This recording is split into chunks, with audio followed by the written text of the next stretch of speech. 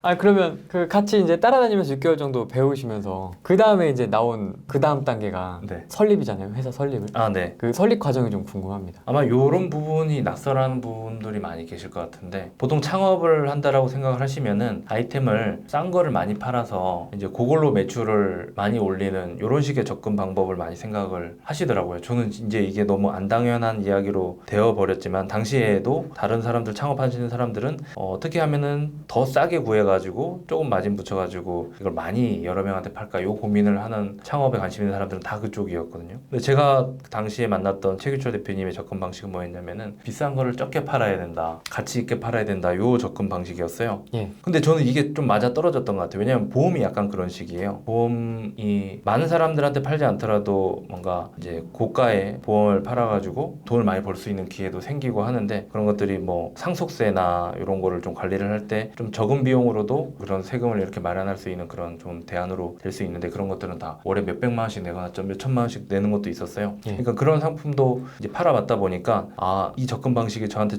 그나마 조금 덜 낯설었던 것 같아요. 비싼 상품을 적은 사람한테 VIP 가치를 느끼게끔 하면서 팔아야 된다. 그래서 그 돈을 벌면은 법인 설립을 할 수 있는 비용이 몇 개 안 팔아도 사실은 생기는 거예요. 그래서 그거를 먼저 팔러 다니는 게 주 업무였고, 생각보다 이제 잘 안 팔렸죠. 그러면 회사가 있지도 않은 상태에서 먼저 상품을 판 거네요? 네, 맞습니다. 그러니까 요것도 저한테 이제 너무 당연한 개념이 되어버렸는데, 네. 보통은 이제 회사 설립하고 나서 얼마 만에 매출이 났다, 요걸로 많이 자랑을 하시거나 네. 하는데, 그때 한 5년 전에 출발할 때부터 회사 설립 전에 미리 회사 설립 자금부터 다 벌어놓고 시작하는 것이었죠. 그래서 투자나 대출을 받지 않고 앞으로 나올 상품을 미리 팔아가지고 이제 그 돈으로 회사 자금, 회사 설립 자금을 마련하는 거. 그러니까 이게 일종의 여러분들이 잘 아시는 개념으로는 크라우드 펀딩 개념으로 회사 설립을 했다라고 보시면 될 것 같아요. 크라우드 펀딩인데, 크라우드가 이제 대중이 아니라 아주 소수 펀딩인 거죠. 펀딩인데 그 사람들을 이제 설득하러 다니는 과정이, 제가 이제 발품도 팔고 성장하는 그런 단계였죠. 좀 잘 파셨나요, 처음에? 약간 그건 있었던 것 같아요. 보험 영업을 했다 보니까 아, 고가의 상품을 또 팔았던 경험도 있다 보니까 자신감은 좀 있었어요. 그래서 팔러는 다녔는데 자신감이 있었지만은 사람들의 반응은 안 좋을 거다라고 당연히 예상은 했었어요. 왜냐면 제가 팔았던 상품이 이제 무자본으로 창업을 할 수 있다라는 그런 뭐 아이디어 문서를 준다, 아직 나와 있지도 않은데 그거를 이제 팔러 다니다 보니까 낯선 개념이고, 그리고 예전에 얘가 뭐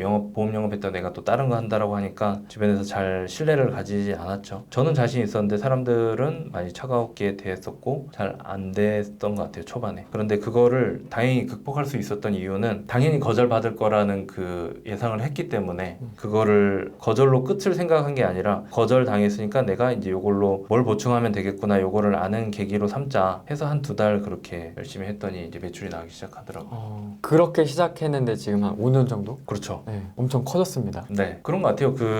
제 나름대로도 이제 많이 커졌다라고 생각하고, 주변에서 영향력으로도 많이 느끼시는 것 같고, 또 관련해가지고 같이 사업하시는 분들도 많이 늘어났고 한데, 지금 커져 있는 모습만 보면은, 아, 이게 원래부터 약간 뭔가 자금이 뭐가 많이 투여가 됐었겠구나, 원래 얘가 이런 능력이 있었겠구나, 이런 식으로 생각하는 분들이 많이 계시죠. 전혀 그렇지 않고요. 막 전국에 프랜차이즈 뭐 몇백 개씩 있고 그런 사장들도 사실 첫 출발은 정말 그냥 동네에 아주 작은 떡볶이집 하나로 시작하는 경우가 많거든요. 첫 출발은 그냥 다 그런 식인 것 같아요. 근데 대신에 그때 어떤 생각으로 창업을 하는지가 나중에 크기를 결정하는데 좀 더 결정권은 좀 생기는 것 같아요.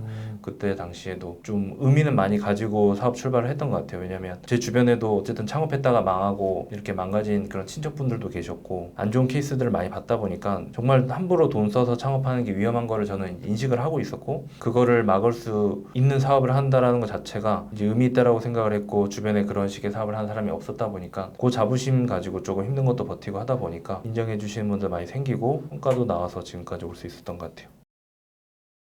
투자를 받거나 대규모 자본을 투입을 해서 보통 사업을 시작을 하시는데, 네, 대표님 같은 경우는 그걸 배움과 노력으로 극복을 많이 하셨잖아요. 네, 네, 네. 지금도 많이 계속 배우고 계시고 네, 정말 돈도 많이 쓰시잖아요. 거의 네. 뭐 버는 족족 다 네, 맞아요. 쓸 정도로 많이 노력을 하고 계신데, 네. 어떤 거를 좀 그렇게 계속 배우러 다니셨어요? 주로 배우러 다니는 거는 제가 좋아하는 분야들인데, 뭐 영상과 관련된 거라던가, 영성이요? 예, 아니면 또 마케팅 사업하다가 보면은 이제 계속 부족한 부분들이 생기거든요. 거기에 맞춰가지고 이렇게 배웠던 것 같아요. 부딪혀가지고. 왜냐면 제가 뭔가 사업가로서 뭔가 자질을 갖추고 한 게 아니라 세일즈 먼저 시작해가지고 이제 부딪히면서 하나씩 아주 밑그림부터 새로 그려 나갔다 보니까 그 상황에서 아, 난 지금 이 색깔을 칠해야 되겠구나 하면 그 색깔 필요한 거를 이제 배우러 다니는데 그런 것들이 조금 이제 마케팅 쪽이나 이제 점점 가면 이제 영상 쪽으로 가기도 했고 예. 뭐 그러다 보니까는 이제 한국에서는 좀 구할 수 없는 그런 솔루션들이나 배움들을 해외 쪽에 접근해가지고 배우기도 하고 예를 들면 자동화 툴 그런 거 자동화에 좀 관심이 많아요. 뭐냐면 인력을 최소화시키고 자동으로 뭔가 매출이 일어날 수 있도록 그렇게 관리하는 그런 프로그램들에 대해서 관심이 많아서 그쪽으로 좀 돈을 많이 투자했던 것 같아요. 그래서 배우거나 이런 거에 돈을 투자하는 이유는 돈이나 이제 자금이 많이 들어왔을 때 CEO나 이제 창업가가 자기의 어떤 그릇이나 한계를 생각하지 않고 확장을 함부로 하게 됐을 때 그 그릇이 깨지는 경우를 이제 많이 보거든요. 그러니까 내가 감당할 수 없을 만큼 일을 막 키우고 그거에 보완하느라고 인력을 또 뽑고 하다 보면은 본인 자체가 인성이 아직 좀 덜 되는데 사람들을 뽑다 보니까 계속 직원들이랑 마찰도 생기고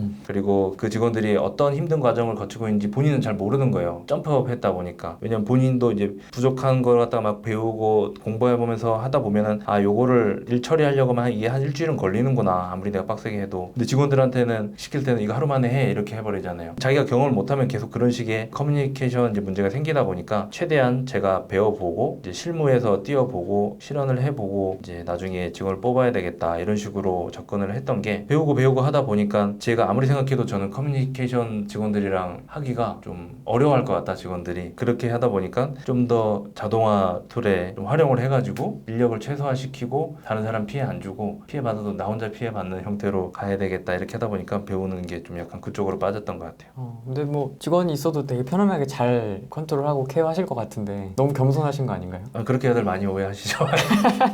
아니 저는 그럴 것 같은 사람들이 못하는 것도 많이 봤다 보니까 네. 좀 자신이 많이 없더라고요. 근데 뭐 잘 모르겠어요. 왜냐면 언론에서 계속 그런 것들 드러나잖아요. 이렇게 너무 좋아 보이는 CEO, 이제 멋있는 CEO들이 사실은 갑질이나 그런 것들로 인해서 이렇게 묻혀지거나 이런 경우 많이 보고 실망도 많이 하잖아요. 제가 어떻게 될지는 사실은 그 모르는 일이죠. 그래서 그 단계를 함부로 빨리 땡겨오고 싶진 않고 최대한 제가 좀 겪을 수 있는 일은 최대한 겪어보고 지금 하고 있는 일들이 어떻게 보면 직원이 겪어야 될 일을 제가 한번 다 커버해 보는 거니까 알고 나면 나중에 뽑더라도 이해될 수 있는 부분이 좀 많아지겠죠.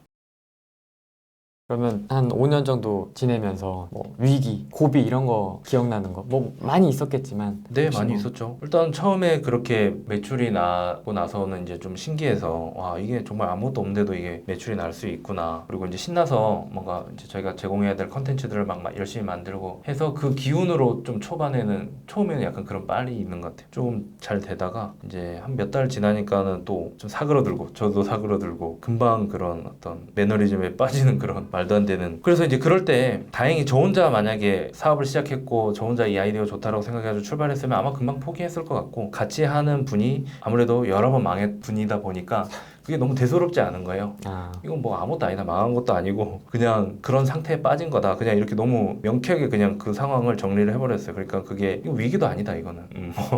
그러다 보니까 진짜 그런가 하면서 이제 좀 마인드가 좀 치유가 되고 그렇게 할 때 이제 같이 또 힘을 합심해가지고 다시 매출을 올리고 하다 보니까 어떤 일이 생기냐면은 이제 예전에 한 달 동안 만들었던 매출을 일주일에도 만들기도 하고 위기가 오면은 그렇게 또 또 정신 차리라는 소리구나 이렇게 싶어가지고 또 왕창 또 세일즈에 몰입을 하면 또 하루 만에 한 달치 매출을 올리기도 하고 뭐 이런 식의 좀 극복하는 재미로 위기를 좀 극복해 갔던 것 같은데 매출이 떨어지거나 이럴 때가 많이 위기긴 하죠. 왜냐면 저희는 매달 회사에 들어온 통장을 잔고를 비우거든요. 보통 이제 미래 어떻게 될지 모르기 때문에 좀 어느 정도 유보금을 남겨놓고 그걸로 관리도 하고 하는데 저희는 우리에게 내일은 없다. 쓰고 뭐 못 벌면 굶는 거다. 약간 이런 식의 좀 해적 마인드라고 하는데 그거를 스스로 본능을 계속 일깨워주기 위해서 조금 스스로 위기로 일부러 내모는 경향이 있죠. 매달 잔고를 비우는. 그게 5년째 계속되고 있는 겁니다. 60개월 가까이 지금 매월 잔고를 비우고 매월 잔고를 다시 채우는 방식으로 하다 보니까 감각이 항상 살아있을 수밖에 없는 것 같긴 해요. 그만큼 더 힘들기도 하지만 그러면 매달이 위기죠. 그러면 그렇게 좀 자기 자신을 좀 그렇게 극단으로 몰면 좀 스트레스나 이런 것들은 없으세요? 스트레스 있어요. 그런데 재미난 건 뭐냐면 창업은 뭘 해도 창업은 어쨌든 스트레스는 받아요.